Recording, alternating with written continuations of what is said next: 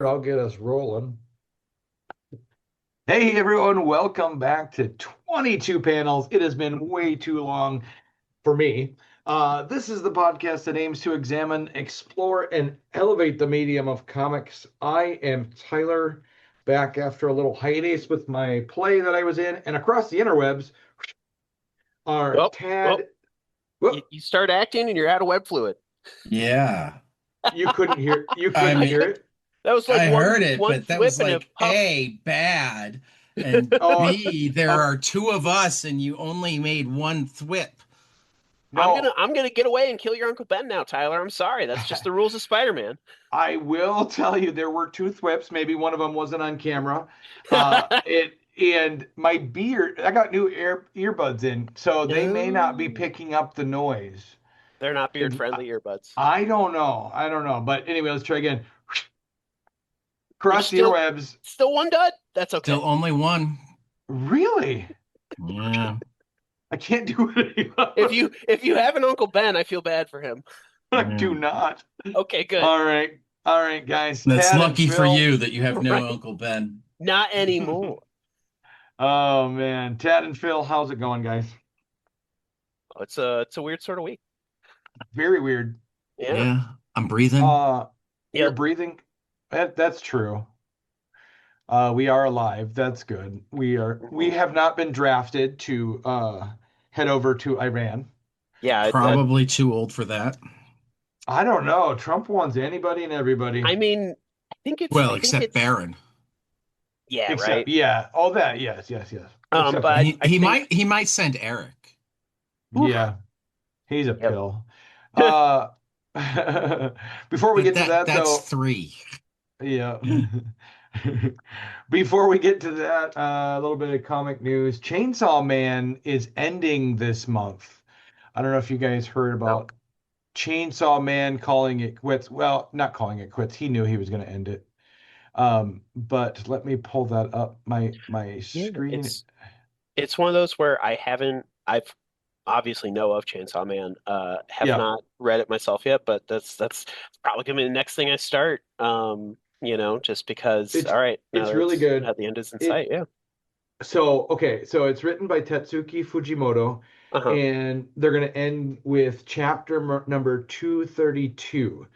I don't know how many volumes that is though. It's at least I mean, I have to imagine at least like 20, Probably, if not way more than that. probably. So it's exciting. I mean, if you don't know anything about it, Phil, it's like it's a dark fantasy set in the 90s, Okay. an alternate version of the 90s. Yeah. And so he's got to deal with this demon who can you know, change his body parts into chainsaws. Yeah, as one does. And is one, yeah. So that's kind of funny. All right, moving on. Second piece of news that I found, you guys, is Avengers Academy wins the GLAAD Media Award for Outstanding Comic Book. So, at the 37th annual GLAAD Media Awards, honoring the year's best LGBTQ representation, Avengers Academy, Marvel Voices won in the category of Outstanding Comic Book.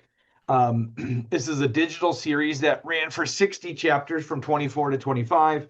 And I'm trying to look for the creators here real quick.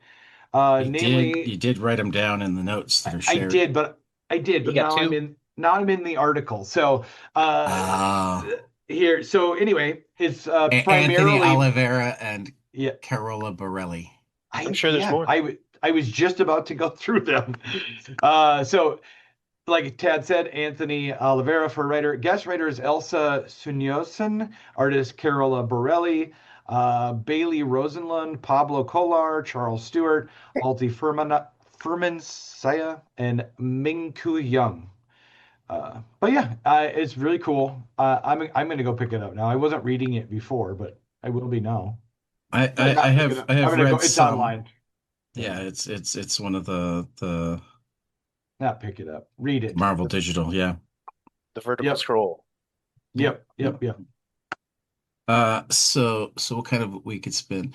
There's so much we could talk about here, but I actually wanna I wanna do a little bit of teaching and pose a question. Okay. The teaching side is like, and this really hit my head. So I had a student, not even one of my students, a student in a math class that another one of my students is in, Uh-huh. that was super frustrated because they weren't getting math and they didn't feel like they were getting the help that they wanted, etc. So when my student went to try to help this student, I Uh-huh. popped in too. And like, first thing I noticed was like they had ChatGPT up to try to do the math for them. And I'm like, It's not going to ChatGPT help. doesn't do math well. It's not what it's designed for. It doesn't do calculations. Like, this is the wrong tool. I actually have Um, the programming explanation as to why, if you'd like that, but yeah. Please. Yeah, I so mean, I'll put it in layman's terms in a second, but go uh-huh. go ahead and So the big thing, a large language model, when you're talking about computers, there's something called data types, which is how the computer can tell the difference between displaying 1 plus 1 and doing the calculation of 1 plus 1. So all text is the data type of string. That's just how they're referred to. hmm That's the word for it. hmm Whereas numbers are, there's a few different types. There's integers or decimals, a few different types. There's right, one specifically for money. So the large language model is only dealing with string and with text and with probability of outcomes. So right, it's not doing what computers were originally built for and designed to do, which is do math. right, Computer compute math. right, So right. yes, they Or, or invented a or computer that can't do math. or as a student who happened to be in the room when I was like venting to a couple of teachers Hmm. um about this incident, said ChatGPT is just a glorified text predictor. Yeah, it's Yeah, autocomplete. correct. It's Yes. autocomplete Yep. off rails. Yeah, it's Yeah, I mean autocomplete on steroids. Yeah. there are better ones than Chat GPT for sure, but for math, But they're well, still no, but all of them are still glorified autocompleters. Yeah. yeah, It's you're just right. Um, at least if they're large language models. Now mhm. AI gets used for a lot of different things. Oh yeah. But so like to finish the story, like I stepped this through student through it step by step. They knew how to do it. Okay. When I was able to focus them and step them through it, they were able to move forward. And but then they got a different answer than ChatGPT had. Oh boy. And I could not convince them to just open up the answer key and see that they were right and ChatGPT was wrong. Oof. That's tough. That's really tough. Um, I think that's happening more and more lately, where Hmm. people are believing ChatGPT or Right. AI or computers So, over real life. so let's take this to Iran Hmm. and specifically the recent hubbub regarding Claude and military use. Hmm. Um, what part of a large language model is going to be effectively used to help you prosecute a war? Well, so if I'm going to be honestly kind of darkly, serious here, is that I mean, Israel supposedly has been using AI for attempting to acquire targets in Palestine for years now. So if that's what we're using it for, then it's a false justification to continue bombing things. I mean, sure. It's you're asking for a And list of and targets that's never going to run it. well, but I mean, I'm going to say that if we're using it that way, that's like the arguably only quote, big, huge air quotes, justifiable use for it. Because, it can't. Well, it's Let me so finish. Let me sorry, sorry, finish. sorry, sorry, sorry. Because there is a specific point that I'm going here. Uh-huh. I mean, Phil, big air Hmm. quotes. You don't have to argue with me about whether or not it's justifiable. That's fair. That's fair. That's fair. I did not hear your big air quotes. I said big air quotes. I I'm said the sorry. words big air quotes. I'm I sorry. didn't actually make them because I was happy to have my Yeah, Phil, now you listen to the triggered him. words, Phil. I'm trying. I'm still drinking coffee. I'm trying. That I mean, if you understand the software, that's like the only possible true because like there's no good way to use it for strategy. No. Um, even if you really thought it was designed that way, you'd have to be really damn certain that you trained it on the right things. Hmm.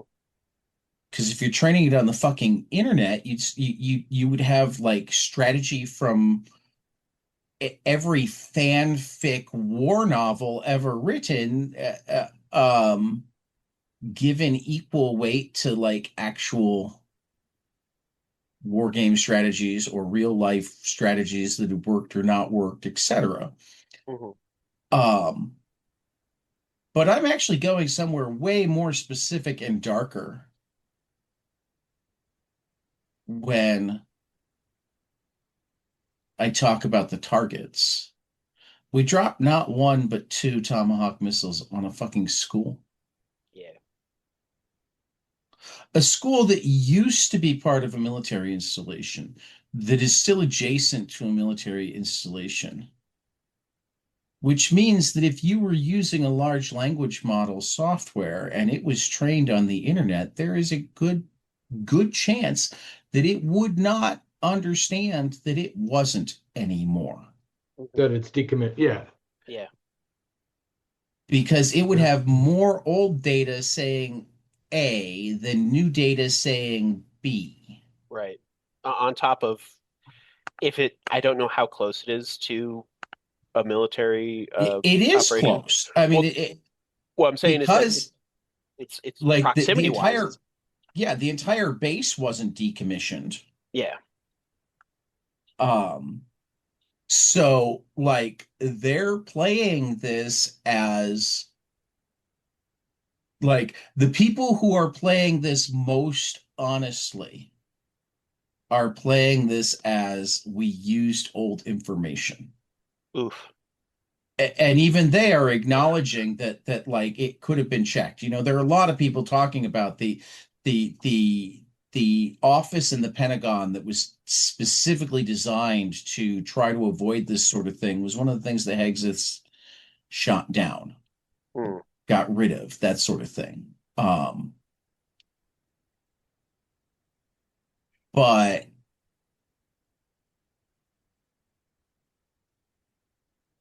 I think that there's reason to wonder if it's deeper than that. If we had a That, computer spit out a target based on faulty information, Hmm. and because we both fed it bad information, Hmm. because we just given it all of the information. I mean, this is the kind of mistake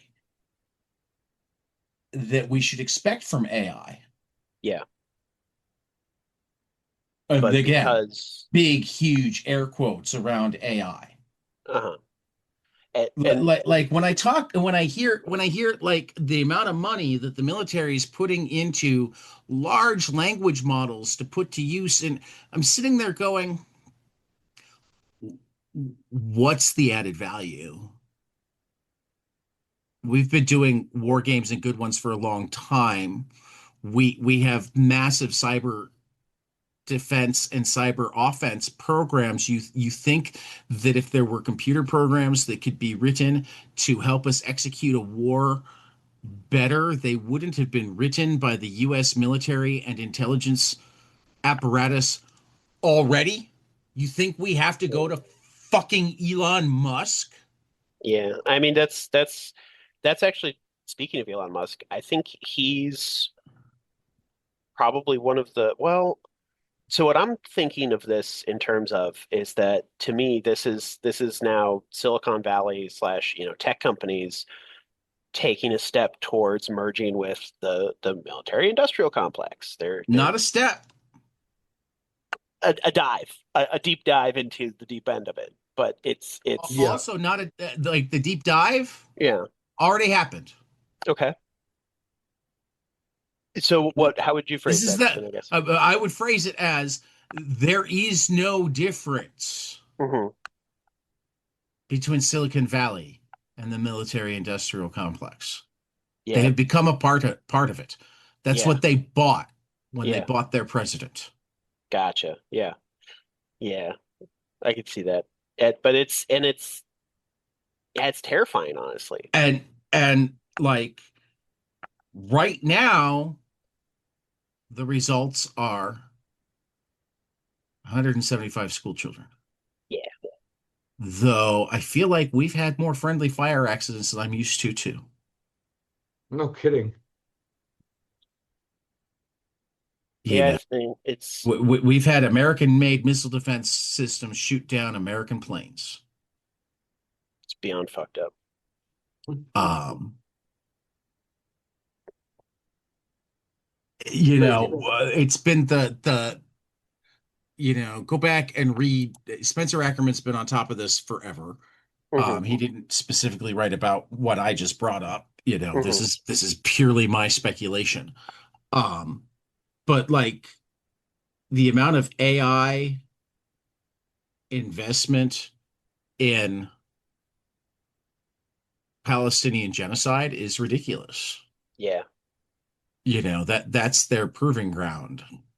Proving again with a big, Mhm, mhm. huge air quotes around it because like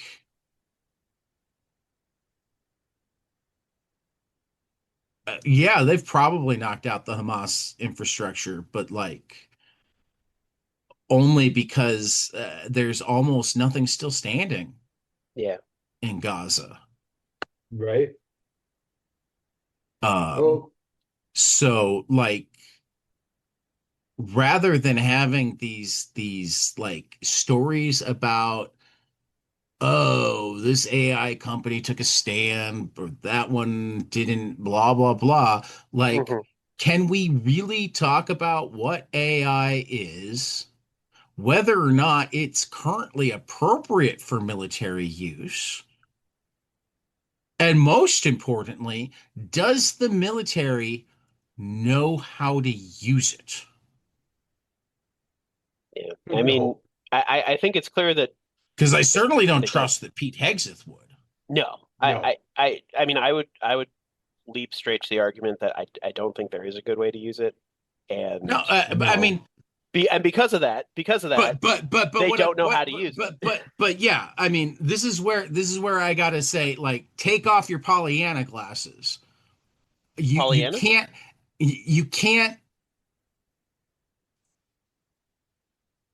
The only way you win the there isn't a good way to use it Hmm. is if you get them engaged in the argument and they show you that there's not a good way to use it.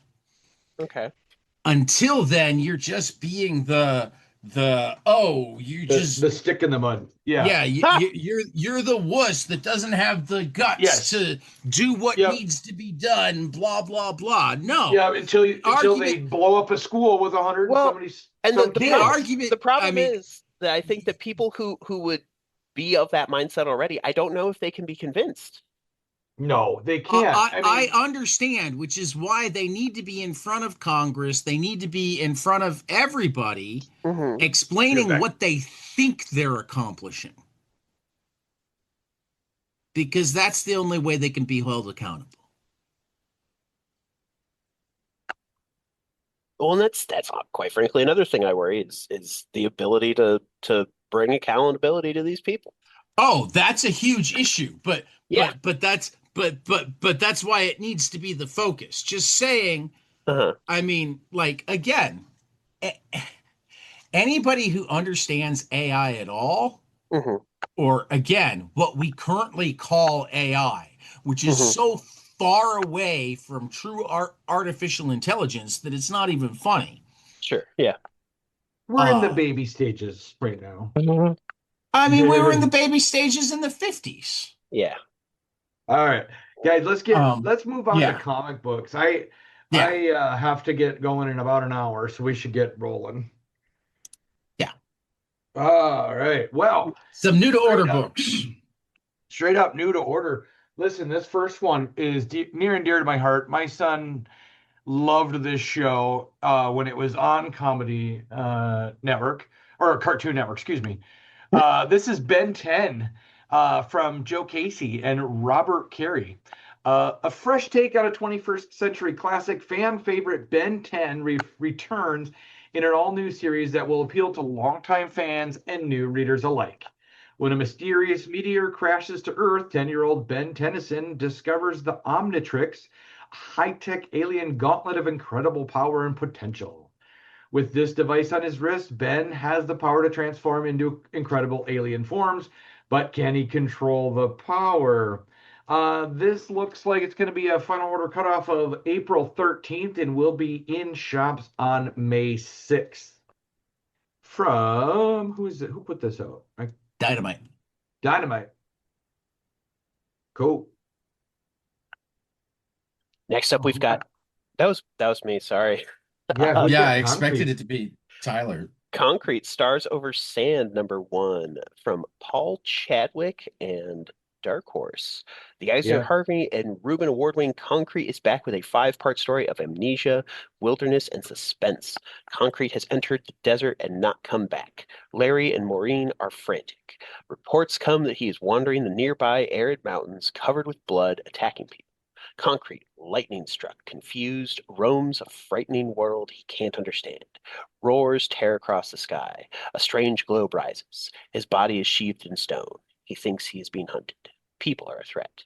His journey back to life and his friend's dire search against a looming deadline is as strange and tense as any concrete story ever told. First new one in 20 years.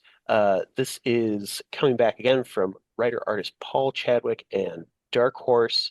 It's going to have a final order cutoff of May 11th, in stores June 17th.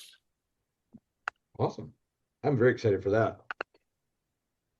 Oh, Hank Howard. Who's got that one? Tad? Hank Howard, Pizza Detective, A Slice of Life from Robert Venditti and David Lapham. Mm-hmm. Uh, striking new vision in the fight against crime. Hank Howard is back in the one place he thought he'd finally left behind, his hometown of Tampa.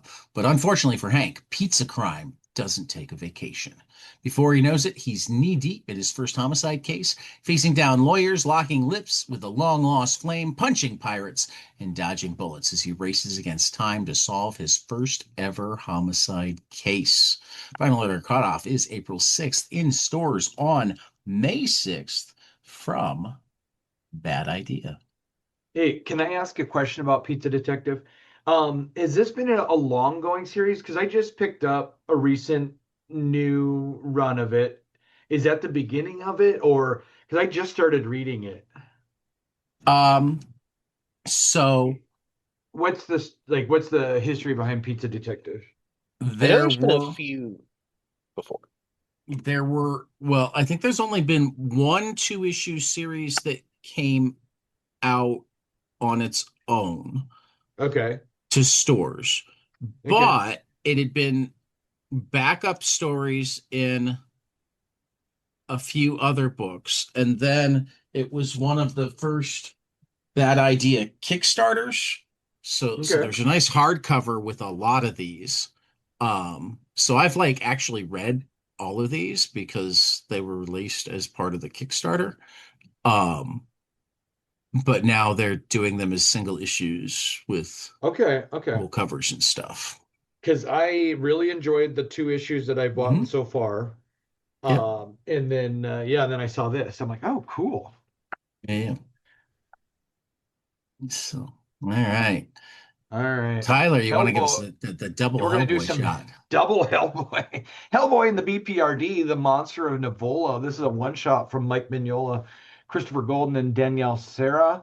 Rumors of a monster bring Hellboy to a nearly abandoned town in Sardinia, where the search for the creature leads to a local abbey with a shocking secret of its own.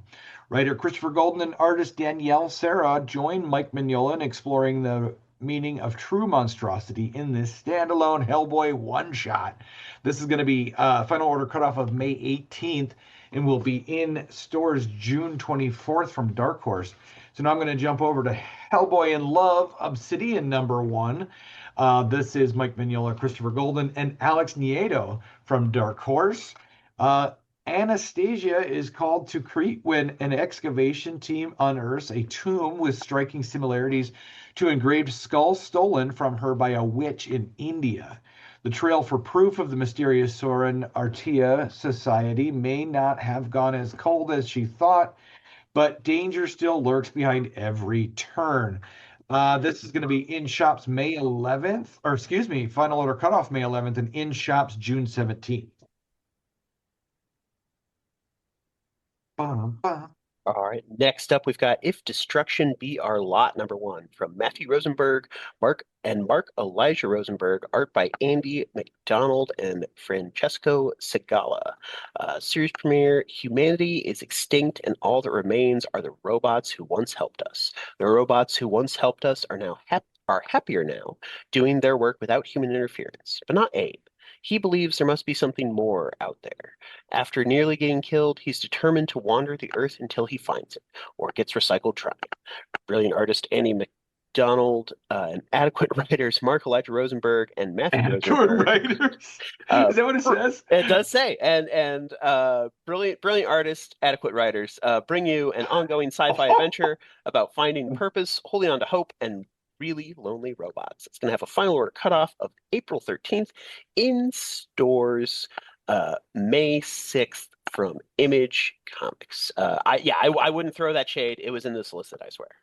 That is funny that it actually says that. It is, yeah. That like, just means whoa. Matthew wrote his own solicit copy. You know that. Yep. Skate Ali #1 from Sam Humphries, Kelly Sudaconic, and Natasha Bustos. Welcome to near future Los Angeles, a neon scorched city where skateboarding has been ruthlessly outlawed, but nothing stops Skate Ali. By day, she's just another student dodging detention. By night, she's a rebel on wheels, an enigmatic loner defying the law on the Los Angeles streets. But when Ali slams headfirst into the infamous world of underground skateboarding, she comes face to face with a crew of outcast skaters called LA Skull Clan and their masked leader, Skull Queen 9. Fueled by a magical force called the Rush, the clan pulls off explosive moves and defiant acts of resistance. Faced with the opportunity of leveling up her game, but afraid of actually being perceived by others, Ali must decide, will she play it safe or kickflip straight into a revolution? This is a final order cutoff of May 4th and in stores on June 10th and just looks amazing. So let's talk some graphic novels. All right. First up, this one was previously offered through other distributors, but it looks so good. We wanted to mention there's a new printing coming out, which is Barking by Lucy Sullivan. Loopy, cuckoo, start raving. When the depression and grief Alex feels over the death of her friend overwhelm her, she's institutionalized. But inside a psychiatric ward, things don't get better for her. Now she has nowhere to get away from her rapidly spiraling thoughts. As Alex navigates disinterested attendance, group therapy, and isolation, she must build herself a new equilibrium and tame the black dog of her depression. Inspired by her own struggles with mental health, Lucy Sullivan tells a powerful emotional story about the problems that sometimes overwhelm us all and the failures in the mental health system we depend on. Going to have a final order cutoff of April 6th in stores May 6th. This one from Avery. I don't remember what it was originally. I think it had a Zoop funding campaign. But yeah, it looks great. I don't think it did. I No? think Okay. Avery Hill What was the whole published it time? outright, but Okay. I don't remember.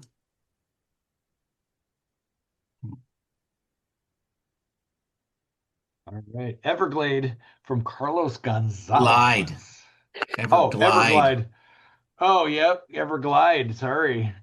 Feel the groping confusion of heroes and villains alike as they navigate a detached and smog-ridden future propagated by countless vapid hologram simulations.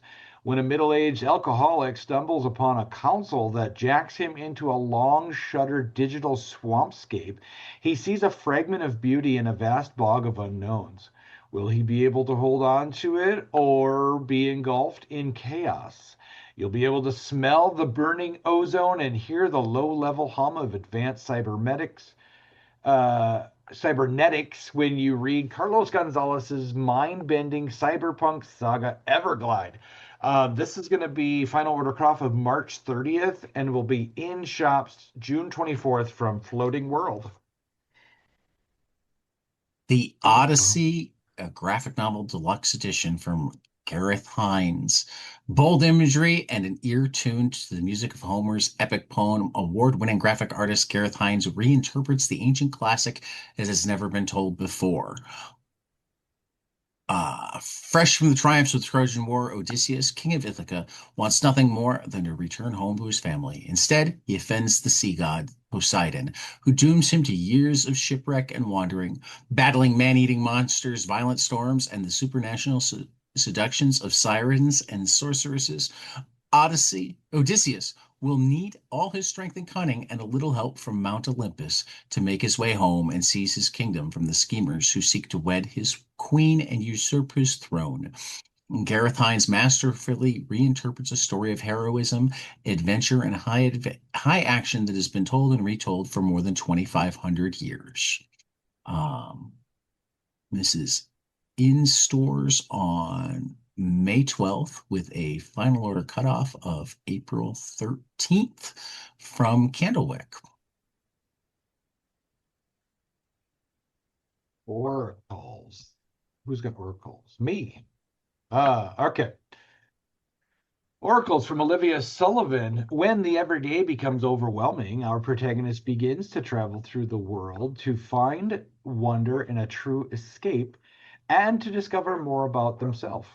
As they navigate through the forest, the ocean, the desert, and the mountains in a trip of peace, turmoil, and reflection, the narrator encounters mushrooms, sage creatures, whirlpools, and learns more about themselves in the process. With gorgeous art and lyrical contemplative text, this graphic novel is a passage from uncertainty to joy and understanding. This is out from Avery and has a final order cutoff of April 6th and will be in shops on May 6th. Physical Education by Joanna Mosey. Portrait of creative stagnation, digital saturation, and the strange sideways momentum of postmodern life. Laura has just received a prestigious grant to write her debut novel, and everyone around her agrees that things seem to finally be falling into place for her. Instead, she finds herself increasingly numb and detached from reality, half-heartedly meeting up with friends at the gym, struggling to fulfill her role as daughter, and managing an abstract relationship with a married man. Haunted by lingering memories of a toxic youth she can't escape, Laura is stuck in a strange limbo, unable to draw a cohesive plot for her life, her hopes, or her futures. Wry, elliptical, and intimate physical education perfectly captures the quiet absurdities of the algorithmic age and the familiar ways in which we scroll, strive, sweat, and stall our way through the world. A smart, emotionally resonant work for readers of Gillian Tamaki's Boundless and The Hard Tomorrow by Eleanor Davis, the first ever graphic novel to be a National Illustration Award of Portugal's highlighted book. This is from Pow Pow and has a final order cutoff of March 30th and an in-store date of April 6th. Next up is Two Sons from Carlos Giffoni and Juan Doe. Two Sons follows a scientist suffering from amnesia who wakes in a wild alien world and struggles to survive its perilous environment as returning memories reveal the wicked actions that led him there. Join Giovanni on his adventures exploring an alien island full of mind-bending wildlife as he slowly recaptures vivid memories of his dying home planet, love, and heartbreak. Giovanni attempts to escape this colorful nightmare and erase the biggest mistake of his life after an unexpected twist of events shatters his perception of reality, revealing how he ended up trapped on this strange planet and everything he left behind. Final order cutoff of March 30th in stores, May 20th from Rebellion Yep. All or Rocket right. Ship. It says Rocket Ship on Oh the yeah, trailer. Rocket Sorry Ship about that. Entertainment. You're right. Rocket Ship Entertainment. Woo, that was a close Yeah. one. All right. Some collections. All right, that's Captain Henry and the Graveyard of Time from Mike Mignola and Bruce Zick. Uh, Explore the new corner of the Hellboy universe in this time-traveling tale to another dimension. On the dark night in 1880s England, the ever-adventurous Whittier family, along with Edward Grey, are attempting to send a man into the realm between reality and the beyond to free the trapped spirit of a Whittier uncle. But his expedition into space and time will take him to places beyond even the Witchfinder's knowledge. Captain Henry in the Graveyard of Time follows an intrepid time-traveling explorer on a journey into a new dimension. He soon discovers that the monsters he encounters aren't his only problem, as time itself might be an even greater danger. Uh, this one collects Captain Henry Graveyard of Time number 1 through 4, along with bonus materials from Dark Horse, with a final order cutoff of April 20th in stores July 21st.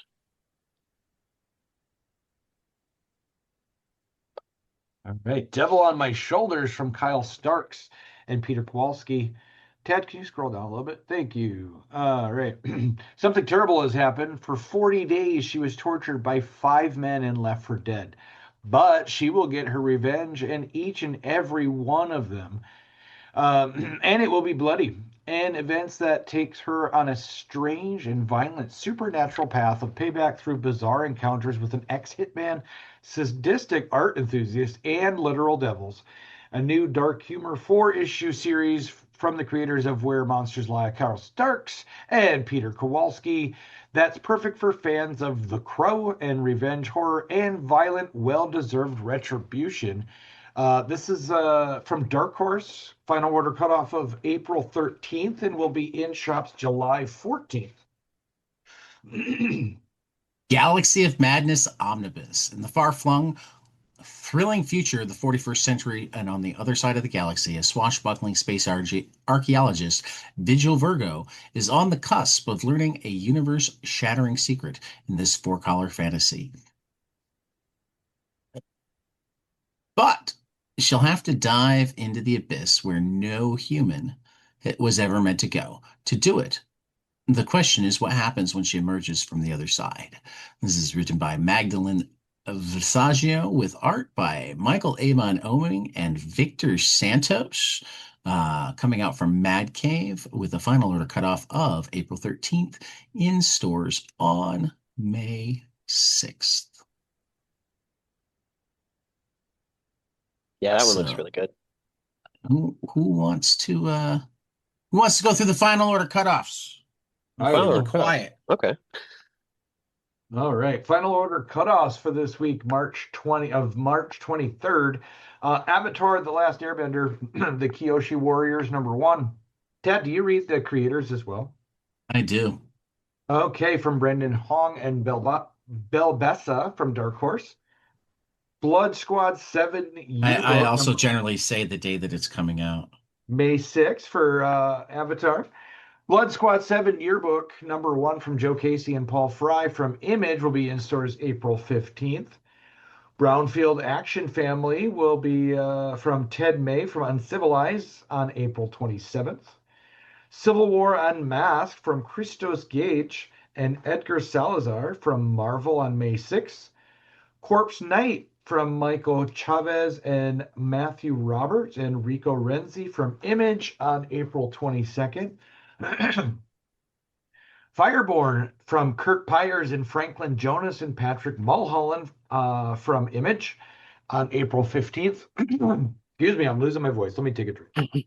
Next one, Fall of the House of Slaughter from Tate Brombell and Adriano Turtulici on Boom from April 15th. Excuse me. Yeah, April. I skipped lines. That is Boom from on May 6th. Hellboy in Love, Black Eyes from Mike Mignola and Christopher Golden from Dark Horse on April 29th. Lenore, Muffin Else Matter from Roman Dirge on Titan. That'll be April 15th. And Star Wars Galaxy's Edge, Echoes of the Empire from Ethan Sachs, Jethro Morales on Marvel on April 22nd. All right, Phil, you want to give us crowdfunding? Yeah, crowdfunding. First up, we've got Weird Tales, a graphic novel of bizarre and unusual stories from James Aquilione on Kickstarter through March 18th. The hectic love lives of the mythical with artists Laura Helsby, Joss Stone, Fellhound, Jonah Walker, Len Gogos, Matt H. Taylor. That's going to be on Backer Kit through March 21st. Even the Stars Will Fall, #1 from uh, Florian Akinmade and Bimpe Aliu and Hassan Atsmain El Hal on Kickstarter through March 25th. So Buttons, Who's My Daddy and What Does He Do? From Jonathan Bayliss on Kickstarter through March 28th. Action Philosophers, Modernity Bites by Fred Van Lente and Ryan Dunleavy over at Rocket Ship Entertainment on Kickstarter through April 9th. Junji Ito's In Old Records, a horror drama on vinyl from Ryan Cady, Poppy 00 Enterprises on Kickstarter through April 11th. The This is Monster. actually an audio version of a Junji Ito short story on Ooh, vinyl. that's really cool. Really? That's pretty awesome. That's cool. Adapted by Ryan Cady, who's a Yeah, hell of a comic book writer in his own right. nice. That sounds really cool and very special. Yes. The Monster of Blackenstein, not to be confused with Blackenstein, spelled differently, by David Walker and Marcelo Di Chiara on Kickstarter through April 13th. And then Dan Dare, First Contact by Alex DeCampi and Mark Lamming with B7 Comics on Kickstarter through April 22nd. Go listen to our recent conversation with Alex, where we touch on that and a bunch of other cool Yep. stuff. Ted, do you feel like reading the Humble Bundles, or are you Yeah, still I got the okay? humble bundles. I got the humble Alrighty. bundles. We've got Terry Pratchett's Discworld, $16 for 36 novels for the HFC. Care for Families Impacted by Alzheimer's has been extended to March 16th. Indie Comics bundle, I feel like this one got extended too because I don't think it's dead already. Yeah, 5 days left. So Okay. so so it's been Through March extended 19th? to March 19th. Yeah. Indie Comics bundle, a super bundle of awesome stuff, $18 for 60 items to support the Comic Book Legal Defense Fund. As we just discussed, extended to March 19th. Ultimate Top Cow Science Fiction and Fantasy Comics. I'm almost certain that this one got extended too. Thankfully, I have the Humble Bundle still up. 18 items for 41 or $18 for 41 items for the Book Industry Charitable Foundation. Uh, Maybe it didn't get extended. Oh no, there it is. Yeah, no, it didn't get extended. So by the time you're listening to this, unless it gets extended, it might be too late for that because it's down to 4 hours and 32 minutes on the clock. So Tyler or Phil, if you wanted that top cow bundle, you should be looking at it right now. Um, Dive into Vertigo, $18 for 26 items, also for the Book Industry Charitable Foundation through March 20th. Protest Power Scenes and Lit for Microcosm Publishing, $18 for 38 items to support the ACLU through March 20th. Love and Rockets and More, the Collected Hernandez Brothers from Fantagraphics, $18 for 57 items, also supporting the ACLU through March 26th. The EC Resurrection Bundle, $18 for 39 issues. This is all new Oni EC stuff. Also, or for the Comic Book Legal Defense Fund through March 31st, and The Art of Alex Ross, George Perez, and more from Dynamite Entertainment. It's $18 for 35 art books, also supporting the Comic Book Legal Defense Fund through April 2nd. We had a really good week of comics this week. My three amazing books were actually made easier only by the fact that I didn't actually manage to read half of the ones that I was worried about being in the top spot. I'm not certain that I read any of the ones that were among my three that I hoped would be spectacular. Um, just because of the way time worked out this week. So I have three more books that I'm looking forward to reading today. Nice. But That's always a but good the feel. but the winners, and I completely neglected to put down Creative team. creative teams. The winners were Godzilla versus America Portland. Caitlin Yarsky was involved in that. Colleen Coover was involved in that. A few other people. This one goes right up there with Chicago and LA for my favorite. Though Boston was also good. You can never turn away one that's got Jesse Lonergan. Um, Oh yeah. this is no offense to Kansas City. Kansas City was a solid outing, but like Which one had Carolyn Cash do a story? that was Chicago. Okay. Okay. Yeah.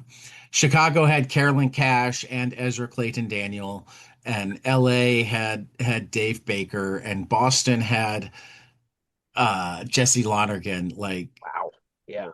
so I mean, Kansas City's extremely solid, really good effort. Just I mean, I I looking at I mean, all of it these sound was fantastic.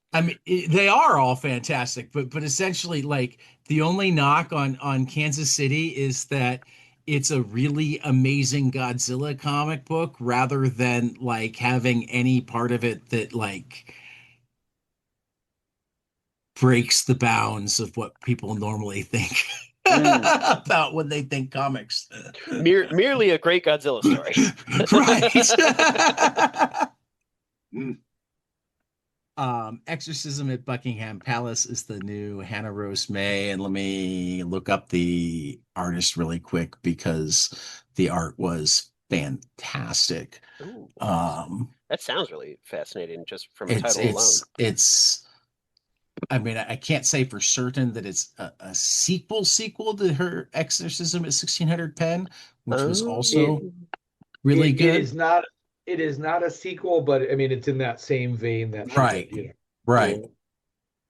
yeah. It But makes But yeah, Exorcism at 1600 Pen was also fantastic. Um, Exorcism at Buckingham Palace. Da-da-da-da. Hannah Rose May and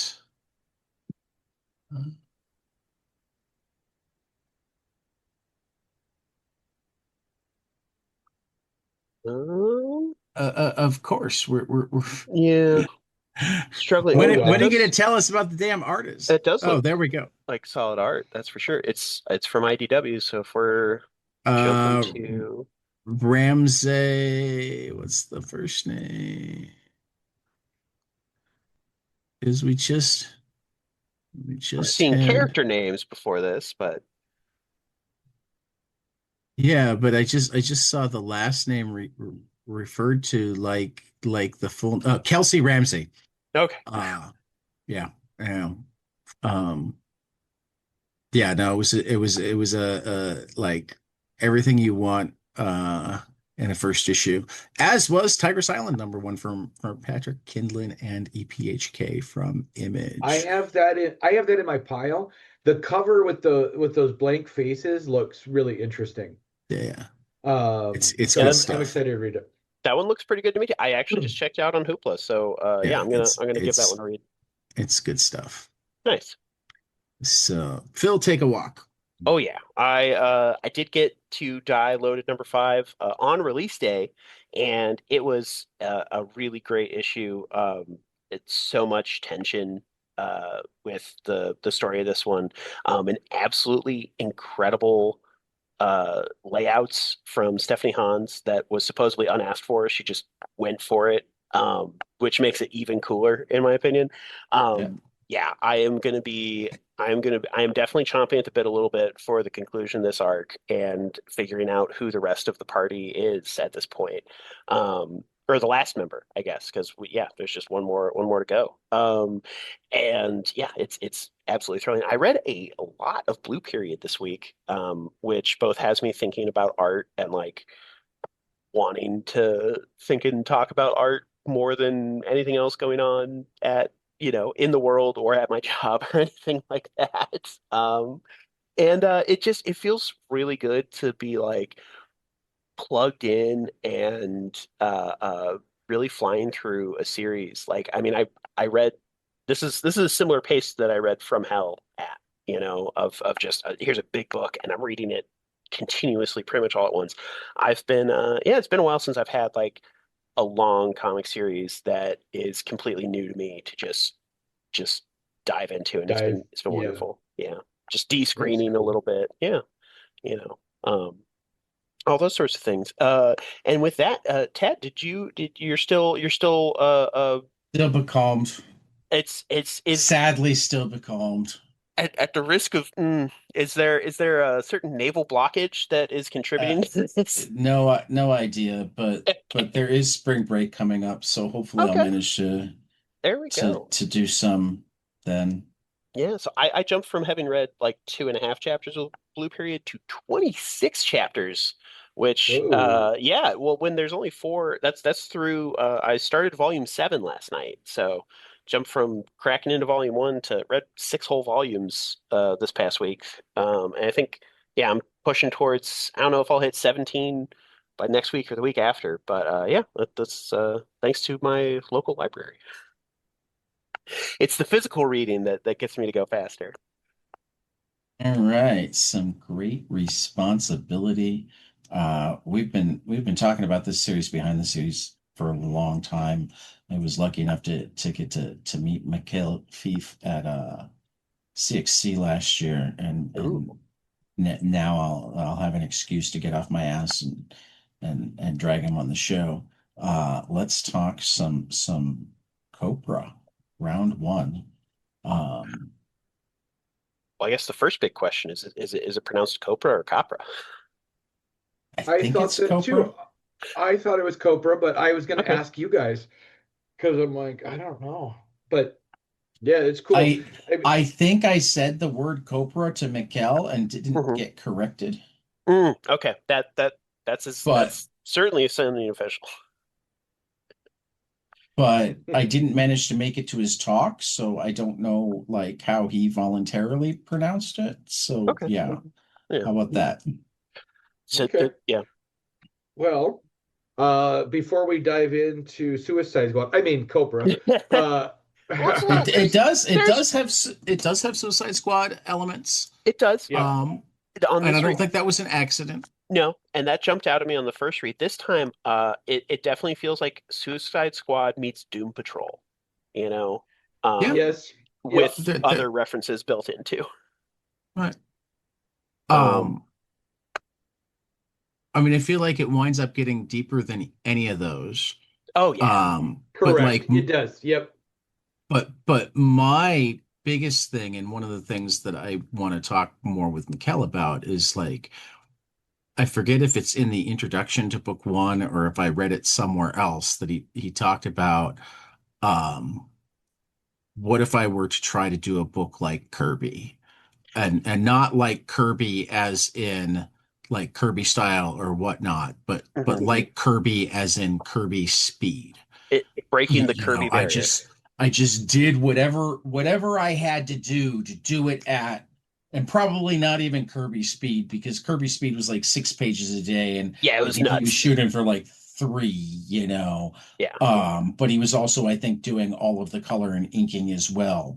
Um, which that is definitely the artistic vibrancy just jumps off the page of this book because I right. remember the first time I read it and even reading it this time on my phone, this is a book that makes me want to learn how to draw. Like that's how much fun it looks like he's having on the page. And like, Yes, it's loose, and oh the other thing is too, the art style is so interesting because much of it is done with colored pencil, yeah, and Hmm. when you look at it, you're like, oh, this feels like a middle school kid's notebook, right? But And you're like like, coolest fucking middle school kid you've ever, because seriously, it's like it has that sort of like notebook DIY aesthetic, but I mean, just oh I have a facsimile of Jeff Smith's, elementary school version of Bone, and like ooh it can okay be done. yeah His middle school version of Bone too. Characters are already pretty much fully formed yeah by the oh time he yeah was 8. wow I um, didn't know that about Bone. Yeah, that's cool. And that, I mean, that he's Jeff still doing it, right? And yeah. uh, but no, the artwork in this is the figures. The figures are kind of clunky, right? And that's Hmm. probably on purpose. They just look like lumbering big characters. And um I like it, again, like I said, it gives off a young vibe of a young artist, but that's definitely on purpose. You know what I mean? That's the Well, style they're but going for. I'm gonna take it a slightly different way. What this does from a comic art standpoint Hmm. is emphasize how much of the story can be told. I mean, remember in Understanding Comics, Scott McCloud has like his abstract scale of art, Hmm. from very representational to very realistic. And like what this does is show you how much great storytelling can be done with really representational artwork. Yeah, is the amount of like the way he uses open space, like parts of the page that are untouched Right. is incredible to me. Whereas now, like if you look at anything from Marvel and DC, it's like fully Oh, painted top to bottom.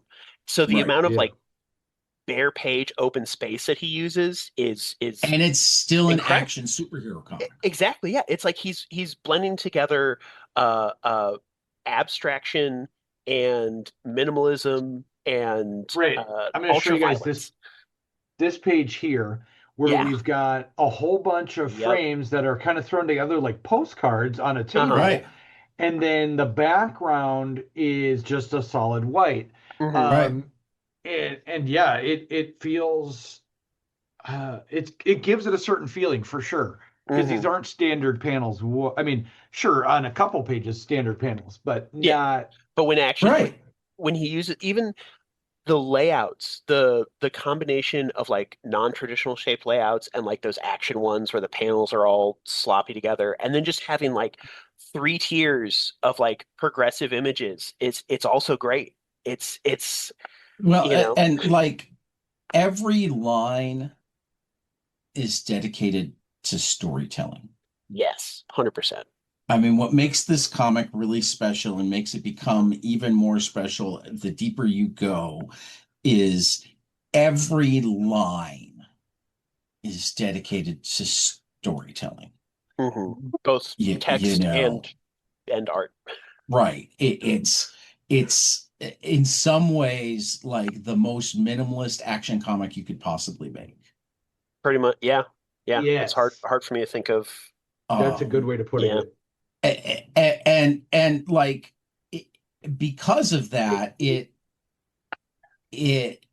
both distinguishes comics as a storytelling medium, Hmm. more than an art medium or a writing medium. Yeah.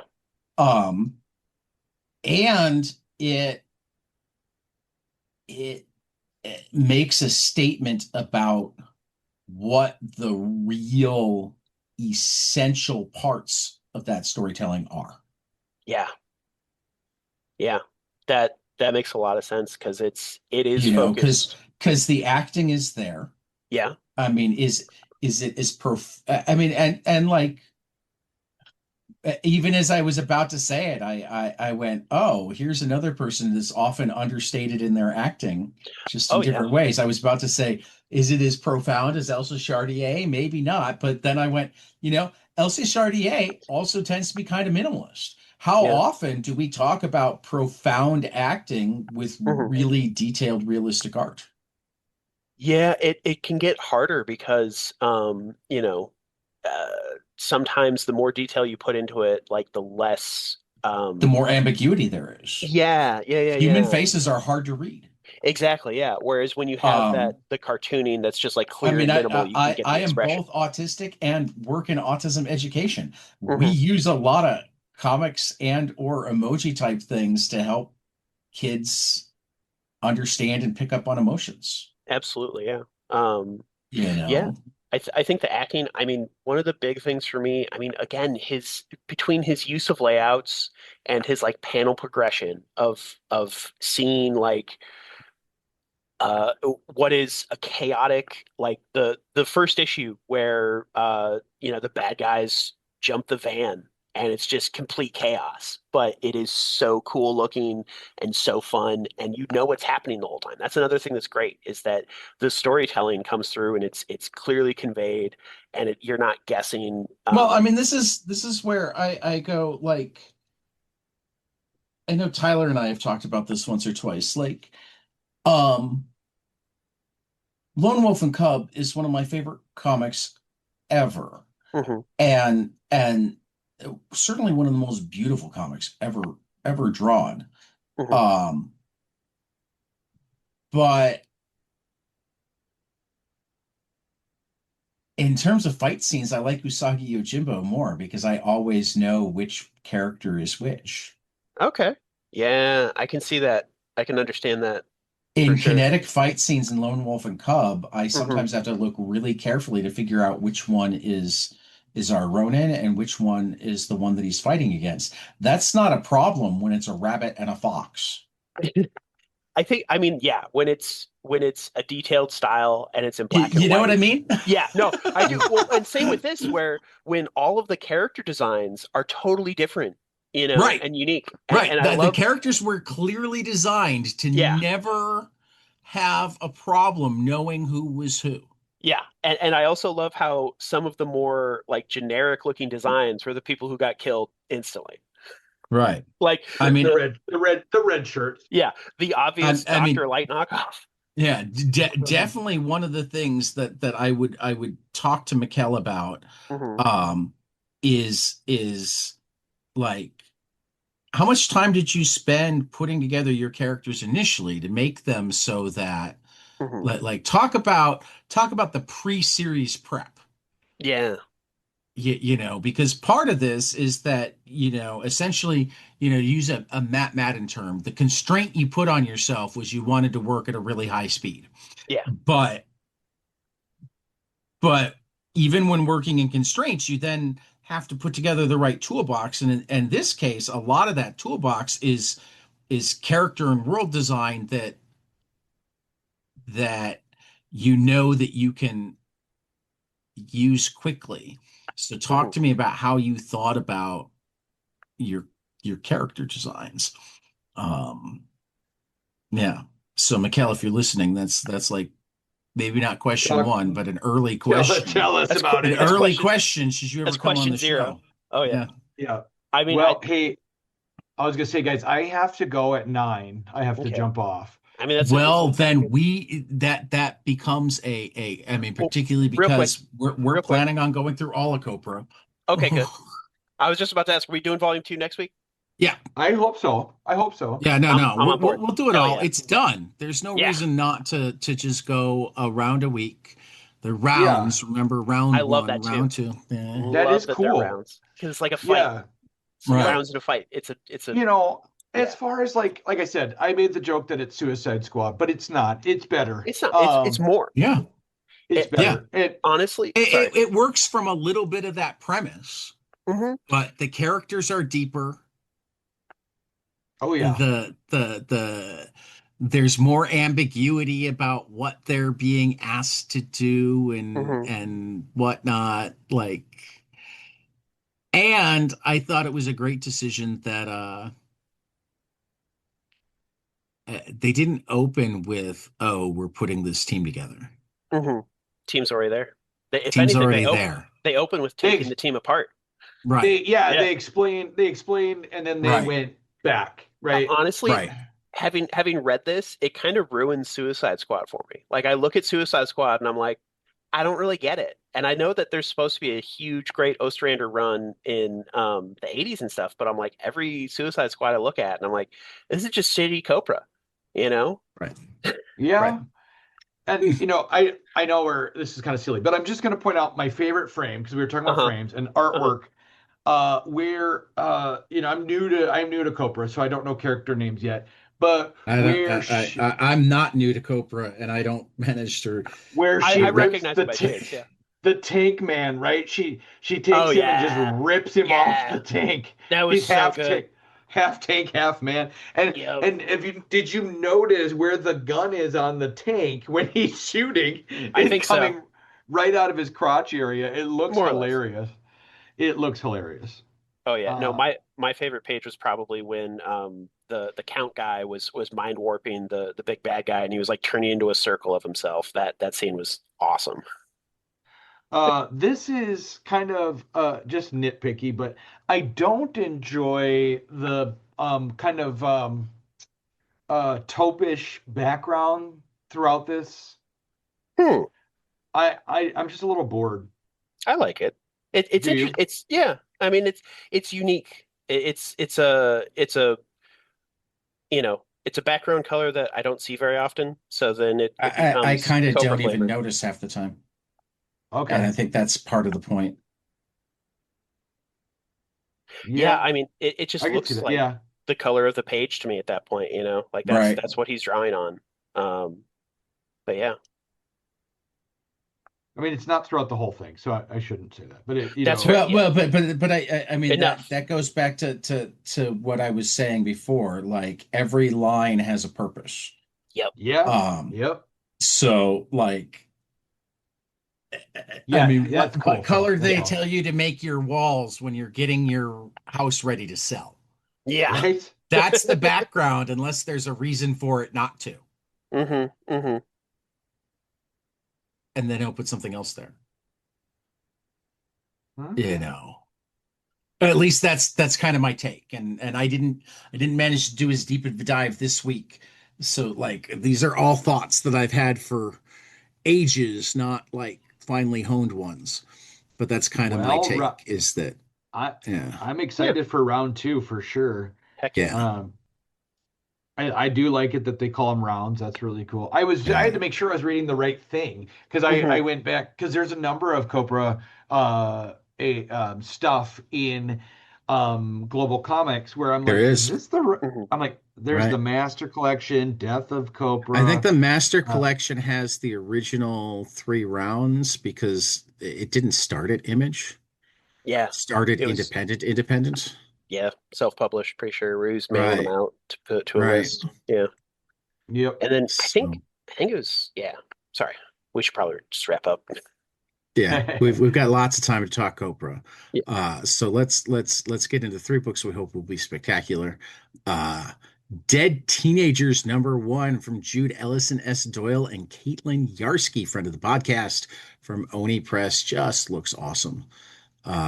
End of Life #2, End of Life #1 was awesome. That was So so good. I Ky- loved it. Ky- And it's weird reading Kyle Starks I love in Kyle. that format, in that style, in that I don't know, but it's great. Kyle Starks and Tim Pugh and for Phil and myself, Batwoman #1 from Greg Rucka and Danny at DC. There's a Still there's a doing the crap Arsenio. yeah, Yeah. there's a crap ton of other really great comics coming out this week. Crazy for You from Paul Theroux and Steve Laffer at Fantagraphics. If You're Behind, Death to Pachuco and Trinity Daughter of Wonder Woman. Um, Animan beat everyone up, and Hot or Not among the graphic novels. American Caper is rolling on as our Barbarian Behind Bars, Devil on My Shoulder, The Future Is, Kill All Immortals, Night City, a book from Matt Kint and David Lapham didn't make my top 3 this week. Wow. That's tough. uh Funny. Yeah. I'll say The Scotty Young Jorge Corona Power or Lobos starts up. Lucky Devils continues. Mary Sue wraps up. Powers 25, number 7, Roots of Madness, number 5, Ultimate Wolverine, number 15, Tom King returning with number 31 of Wonder Woman. I probably should have like put Wrestle Heist up with the End of Life number 2 because it's Kyle Starks. Uh, that could have even maybe moved End of Life up above Dead Teenagers, but I'm really looking forward to Dead Teenagers, so I'm not certain.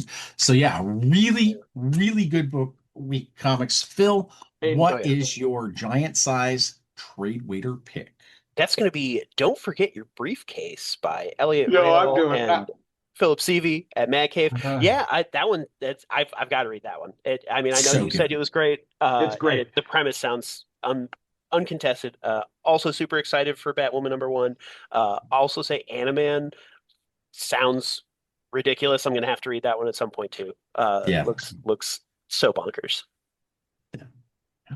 So yeah, that's episode number 227. It just feels crazy. 800 some odd episodes in total. Right. Yeah, just, just, yeah. And thank you guys for carrying this episode because, like, I'm just tired. I have a lot of things that are supposed to be fun on my plate for today, this weekend, that like all of them feel more like chores than fun right now, just because of where the Oh, world is. that's a bummer. Um, That's a. yeah, I'm trying to put myself together, but like, Yeah. yeah, this is like the first time ever that I thought about skipping a week. Oof. So like I'm happy that you were both here and able to carry the episode and make me feel better. So like thank you both for that a We were lot. Oh, sure. The Sam and Gollum to your Frodo, happily. Uh Sam and Gollum. Yep, carrying you up that mountain. I mean, particularly with the encouraging me to crawl back into the warm hole at the beginning, you're totally pulling off the Gollum role. I knew that's where I was going. Wait, So Oh, can I be Sam? yeah. Can That's well, okay. fair. that's the point. Is Yeah, he claimed Gollum for I did. himself, whether he wanted it or not. I So you knew it have was to be there. Sam. Yeah, Uh, it's a heavy and burden. and like if you guys love Sam and Gollum, you really probably shouldn't be reading Babs right now.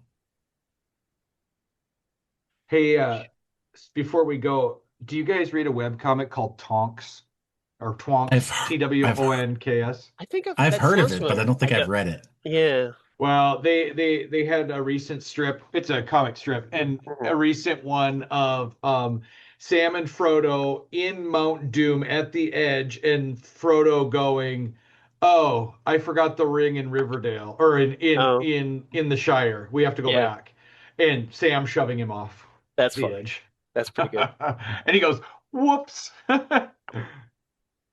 All right. Well, right. Tyler, take us out, my friend. All right. So this has been awesome, and we'll catch you guys after next page. See ya.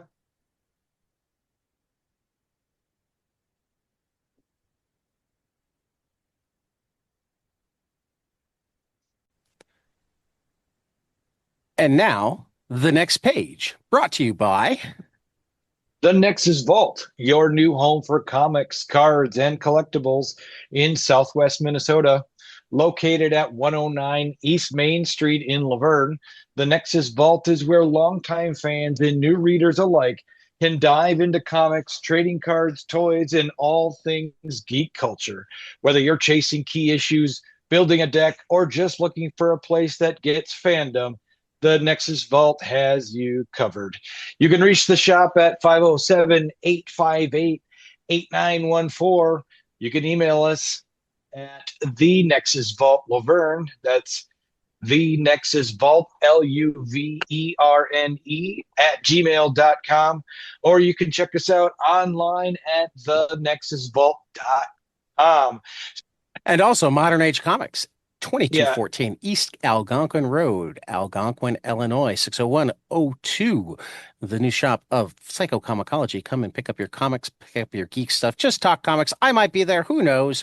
Reach the store at 847-409-6295 or check out modernagereader.com. This month's catalog highlights have an initial order due date of March 26th and will reach stores beginning in May. New comic series Absolute Catwoman #1 from Jay Grayson, Scott Snyder, and Bengal at DC. Final order cutoff of May 18th, in stores June 10th. Absolute Green Arrow #1 from Pornsak, Pichetshote, and Rafael Albuquerque at DC. Final order cutoff of April 27th, in stores May 20th. Ape #1, a one-shot from Rich Tommaso at Floating World. Final order cutoff March 30th, in stores June 17th. Babylon Cove #1 from Rafer Roberts, Joe Eisma at Mad Cave. Final order cutoff April 27th, in stores May 20th. Bad Thoughts #1 from Andy Parks and Dave Wachter at Ignition Press. Final order cutoff April 20th, in stores May 27th. Barbara Gordon Breakout #1 from Mariko Tamaki and Amanke Nahuelpan at DC Comics. Final order cutoff is April 20th, in stores May 13th. Ben 10 #1 from Joe Casey, Robert Carey at Dynamite. Final order cutoff of April 13th, in stores May 6th. Concrete Stars Over Sand #1 from Paul Chadwick at Dark Horse. I neglected my final order cutoffs and in stores on that, but it's coming. Destination Kill #1, Joe Palmer at Oni Press, April 20th. Final order cutoff and in stores on May 13th.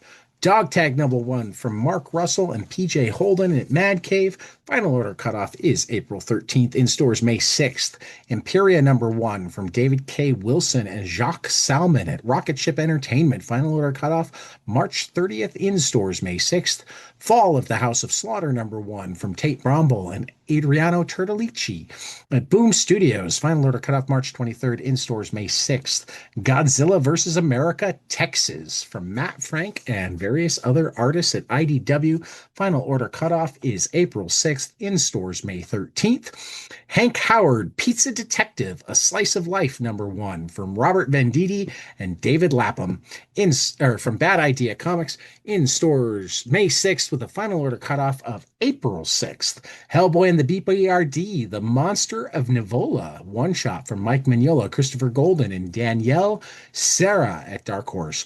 Final order cutoff May 18th, in stores June 24th. Hellboy in Love, Obsidian #1 from Mike Mignola, Christopher Golden, and Alex Nieto at Dark Horse. Final order cutoff May 11th, in stores June 17th. If Destruction Be Our Lot from Matthew Rosenberg, Mark Elijah Rosenberg, Andy McDonald, and Francesco Segala at Image Comics. Final order cutoff April 13th, in stores May 6th. Innards #1 from Sam Lofty and Rob Guillory at Ignition Press. Final order cutoff March 30th, in stores May 6th. JLA Avengers #1 Facsimile Edition from Kurt Busiek and George Perez at Marvel/DC. Final order cutoff of April 20th, in stores May 27th. Lenore, A Ghost Story, one shot from Roman Durge at Titan. Final order cutoff April 20th, in stores May 13th. The Life and Death of Lucas Dreamwalker from #1 from R.L. Stein and Francesco Francavilla, Boom Studios. Final order cutoff April 13th, in stores May 27th. The Matron #1 from David Bowles and Drew Edwards with art from Monica Gallagher and Harry Saxon. IPI Comics, a final order cutoff April 27th, in stores May 27th. Megalith, The Olympus Saga #1 from Matt Kint and Louis LaRosa. Bad Idea, final order cutoff April 13th, in stores May 13th. Monsters in Love, a Pride Anthology one-shot from Tate Bromble, James Tynion IV, Isaac Goodhart, and V. Gagnon from Dark Horse. Final order cutoff May 18th and in stores June 24th. Odin #1 from James Tynion IV, Marguerite Bennett, Letitia Kedenichi, and Jordi Belair at Image. Final order cutoff April 27th, in stores May 20th. Of the Earth #1 from Chris Condon, Andrew Eric, and Charlie Adler at Image Comics. Final order cutoff is April 27th, in stores May 20th. Only the Savage Are Left Alive #1 from Zach Kaplan, Stefano Raphael at Dark Horse, in store, or final order cutoff of April 27th, in stores June 3rd. Seven Wives #1 from Zoe Tunnel and V. Ganyan. At IDW, final order cutoff at April 13th, in stores May 20th. She Spawn #1 from Gail Simone Iguara at Image, final order cutoff April 13th, in stores May 6th. Showdown #1 from Dave Wilgotch and Tad Galusha at Ignition Press, final order cutoff is April 6th, in stores May 13th. Skate Ali from #1 from Sam Humphries, Kelly Sue DeConnick, and Natasha Bustos from Dark Horse Comics, final order cutoff May 4th, in stores June 10th. Star Wars Rogue One, Cassian Andor #1 from Benjamin Percy and David Marquez at Marvel, final order cutoff April 6th, in stores May 6th. Superman, Father of Tomorrow by Kenny Porter and Danny Earls. DC Comics, final order cutoff May 4th, in stores May 27th. The Ring, The Man Who Beat the Man, #1 from Gail Simone and Eliza Romboli at Dark Horse, final order cutoff April 27th, in stores June 3rd. Ultimate Impact Reborn #1 from Chris Condon and Stefano Caselli at Marvel Comics, final order cutoff of April 6th, in stores May 20th. Warbird #0 from Robert Venditti, Derek Kolstad, and Jesse Lonergan at Bad Idea, final order cutoff of March 30th, in stores April 29th. And Zorro #1 from Howard Chaykin and Jorge Fornes, Alien Books, final order cutoff April 13th, in stores May 20th. Upcoming graphic novels: Adrift on a Painted Sea from Tim Bird and Sue Bird at Avery Hill, final order cutoff April 6th, in stores May 6th. Apocalyptic Horseplay from Elliot Boardman at Rocket Ship, final order cutoff March 30th, in stores May 27th. Barking by Lucy Sullivan at Avery Hill, final order cutoff of April 6th, in stores May 6th. The Beast, Volume 1 by Zidru and Frank Pay from Oni Magnetic, final order cutoff April 20th, in stores May 13th. Charity and Sylvia by Tilly Walden at Drawn and Quarterly, final order cutoff April 6th, in stores June 17th. The Children of Light by Gene Pliers at New York Review Comics, final order cutoff April 13th, in stores June 23rd. Crawl Space by Violet Kitchen at Boulagan Press, final order cutoff March 30th, in stores May 6th. The Cutting Garden by Darcy Van Polgeist, Aaron Connolly at Image Comics, final order cutoff April 20th, in stores September 2nd. Dogs on Dates by Luke Healy at Drawn and Quarterly, final order cutoff April 20th, in stores June 24th. The End of the Arab of the Future, Volume 1 from Riyadh Sattouf, Sam Taylor at Fanagraphics, final order cutoff April 13th, in stores May 20th. Everglide by Carlos Gonzalez at Floating World, final order cutoff March 30th, in stores June 24th. Gun Punch by Fernando Pinto at Rocket Ship Entertainment, final order cutoff March 30th, in stores May 13th. Hana and Taru, The Forest Giants from Leo Schilling and Mato, Oni Magnetic, final order cutoff April 20th, in stores May 13th. Landing in Place, Shireen Hamdi, Mira Elmir Kokila at final order cutoff of April 20th, in stores May 19th. The Marshfellows from Anna Laura Sullivan at Top Shelf, final order cutoff April 13th, in stores May 19th. The Odyssey, a graphic novel deluxe edition from Gareth Hines at Candlewick, final order cutoff is April 13th, in stores May 12th. Olive, Lost in Inner Space, Vero Kazat and Lucy Mazel at Abrams, final order cutoff April 6th, in stores May 20th. Oracles, Olivia Sullivan at Avery, final order cutoff April 6th, in stores May 6th. Pandola by Kyung Chi-kit at Mad Cave Nakama, final order cutoff is April 13th, in stores May 6th. Physical Education from Joanna Mosi at Pow Pow, final order cutoff May 30th, in stores May 6th. Record Journey from Ryoichiro Kazuka at Titan, final order cutoff May 4th, in stores May 27th.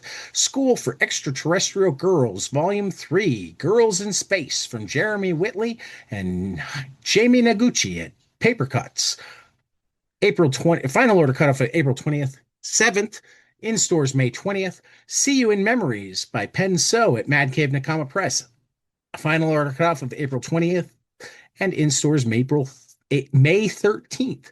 Spent by Allison Bechtel at Harper Alley. Final order cutoff May 6th in stores, or final order cutoff of April 6th in stores May 6th. Squallow and Mage versus the Rage of the Bakanawa by Caro Budagun Hikino at Harper Alley. Final order cutoff May 4th, in stores May 27th. Teen Titans Together by Cami Garcia and Gabriel Piccolo. DC Comics. Final order cutoff May 4th, in stores August 4th. Two Sons by Carlos Gaffoni and Juan Doe. Rocker Ship Entertainment, final order cutoff of March 30th, in stores May 20th. Virginia Wolf by Liuba Gabrielle at Mad Cave, Becco Giallo, final order cutoff of May 4th, in stores May 27th. And We Are Pan by Yasmin Flores Montañez and Andrea Fratino at Top Shelf, final order cutoff April 27th, in stores June 2nd. Finally, collections available in this catalog: Be Not Afraid from Jude Ellison S. Doyle and Lissandro Estherin at Boom Studios, final order cutoff April 6th, in stores July 7th. Bloodletter by Joseph Illage, Tim Seeley, Christian Rosado at Image Comics, final order cutoff March 30th, in stores May 6th. Booza, Volume 1 from Shazleen Khan at Abrams, final order cutoff April 13th, in stores May 27th. Capes by Robert Kirkman and Mark Engelert, Image Comics, final order cutoff April 20th, in stores May 27th. Captain Henry and the Graveyard of Time by Mike Mignola, Bruce Sick.